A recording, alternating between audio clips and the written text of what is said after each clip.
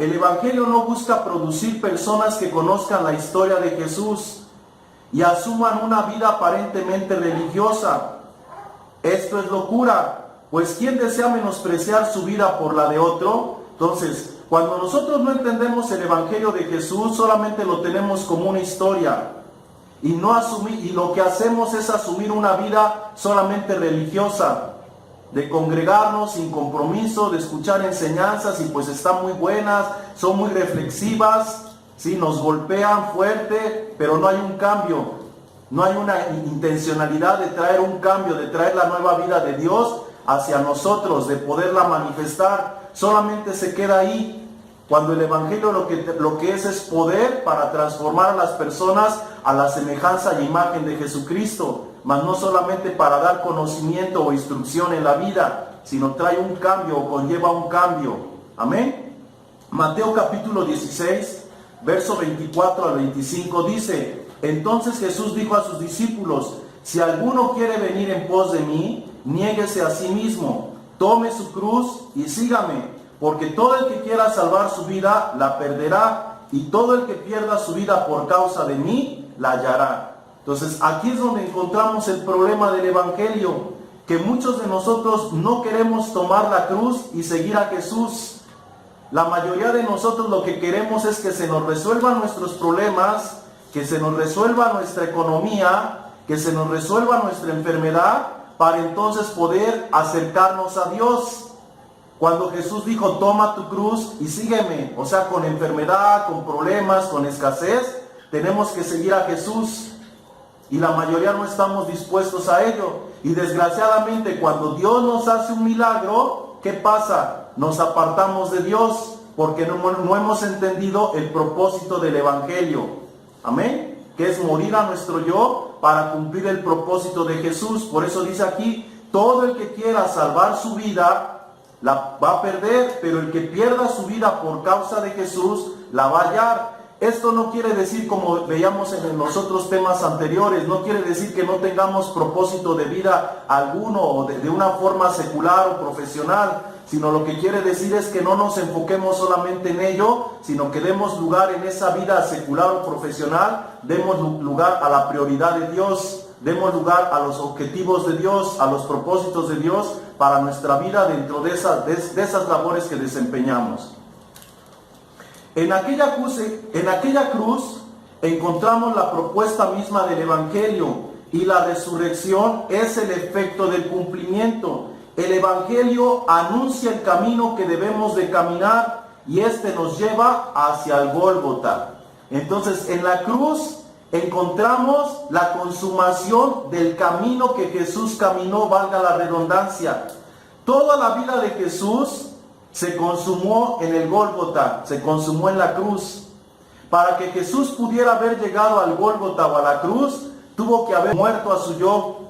Pero desgraciadamente nosotros no entendemos eso, no entendemos la negación, y queremos que de la noche a la mañana Dios se manifieste en nuestra vida, cuando es un proceso de muerte, es un proceso de sufrimiento. La Biblia dice que por cuanto padeció, y no exactamente en la cruz, sino durante su vida, por cuanto padeció, dice la Escritura que Él aprendió la obediencia. Nadie aprende a obedecer si no es por medio del padecimiento, porque los golpes de la vida son los que nos van haciendo entrar en razón, donde nos vamos dando cuenta en qué nos equivocamos, que no estamos completamente cuerdos a veces en nuestras decisiones que tomamos, porque siempre las decisiones que tomamos en la vida por lo regular son egoístas, o son de la forma más fácil para evadir ciertas responsabilidades o ciertas problemáticas, y eso nos lleva a tener tropiezos, a tener fracasos, a tener dolores, a tener sufrimiento, y entonces lo único que hacemos es regresar al camino correcto donde no queríamos pasar. Y eso es lo que Jesucristo nos enseña, que la única forma de llegar al Padre es por medio del sufrimiento, por medio de la negación. Y en la medida que nosotros estamos dispuestos a negarnos a nosotros mismos, el dolor, el sufrimiento va a ser mínimo. Entre más nos rebelemos, más nos va a doler. Entre más sencillos seamos, menos nos va a doler. Un ejemplo de esto, por decirlo, lo tenemos en la vida de Abraham. Dios le pidió a Abraham su hijo. ¿Y Abraham qué hizo? le entregó a su hijo. Aparentemente no le dolió a Abraham, aparentemente fue algo fácil, pero no fue fácil. Pero Abraham entendió que si se lo entregaba, Dios es el que iba a decidir.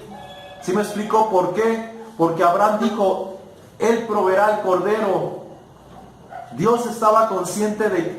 Abraham estaba consciente de que Dios iba a proveer el cordero, y por eso estuvo dispuesto a dar a Isaac, sabiendo quién era Dios. Escucha, sabiendo quién era Dios.